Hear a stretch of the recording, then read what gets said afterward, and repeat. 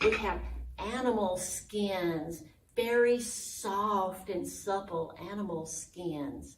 Oh, what else do I have? Oh, I have this alabaster jar full of fragrant spices. And I have this flask of oil, precious oil that we will use. And in this little bundle, I have very precious gemstones. Look at that. Rubies and diamonds, emeralds, opals. All of these things will be used in the tabernacle. I have beautiful scarves that the ladies have given. Oh, and more animal skins that have been just worked on until they're so soft. And rich purple cloth that only the very wealthy royalty can afford. And I have beautiful linen fabric, hand woven by the finest threads, as fine as a cobweb, and more beautiful scarves. And in my treasure box here, the ladies have given their jewelry. We have gold jewelry and beautiful necklaces made of rare stones and bracelets of gold and silver.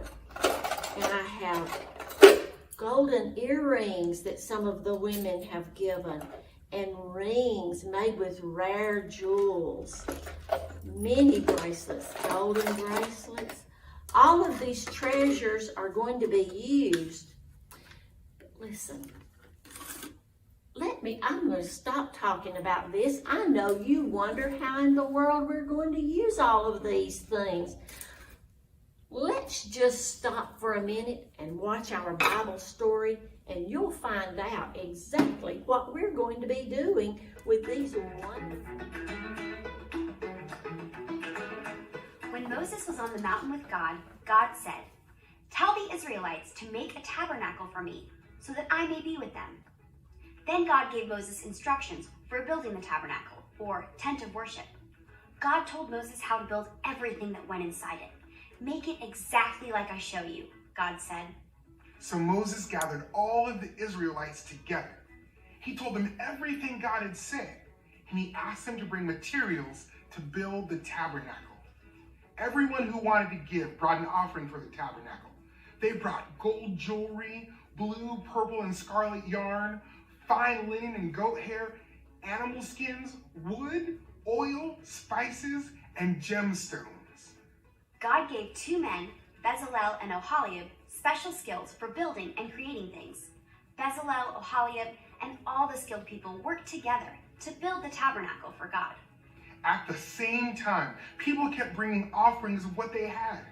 Pretty soon, the workers came to Moses and said, "The people are bringing more than enough. We don't need all of this to build the tabernacle as God instructed." So Moses told the Israelites to stop bringing their offerings. Everyone working on the tabernacle built it just as God had said. The tabernacle had a wooden frame and places to hang the curtains and the roof of the tent. Inside the tabernacle, the people made a veil. They made an ark, a table, a lampstand, and many other parts.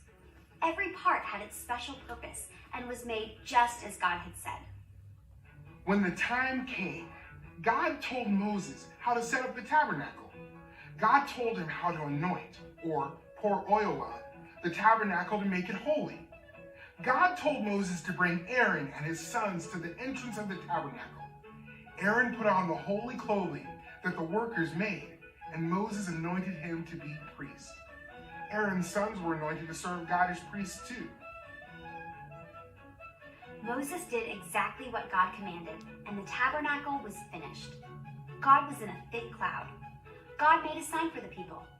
If the cloud covered the tabernacle, the people would stay where they were. When the cloud lifted from the tabernacle, the Israelites would move and take the tabernacle with them. The cloud of the Lord was on the tabernacle during the day, and fire was inside the cloud at night. All of the Israelites could see it as they traveled. God told the people of Israel to build a tabernacle. The tabernacle was like a big tent where God met with his people. As part of his plan to save people from sin, God sent Jesus to earth to tabernacle or meet with us.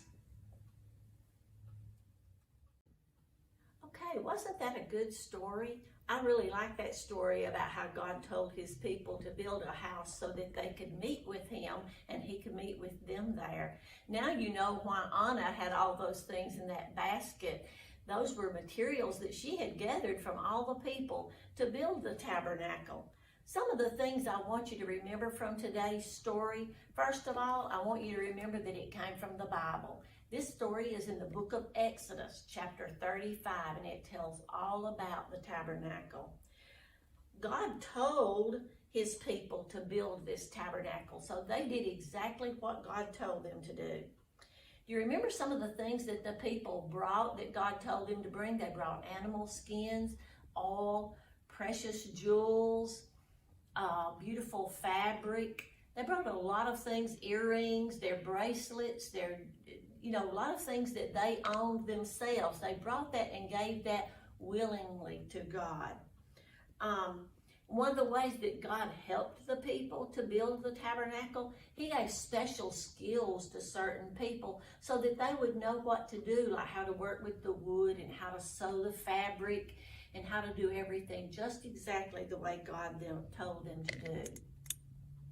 Another thing I want you to remember today is that none of us are perfect and we can't always keep God's laws all the time. And that's why God sent Jesus. And Jesus helps us by helping us to know the right things to do. Now, I want us to say a prayer today before we leave.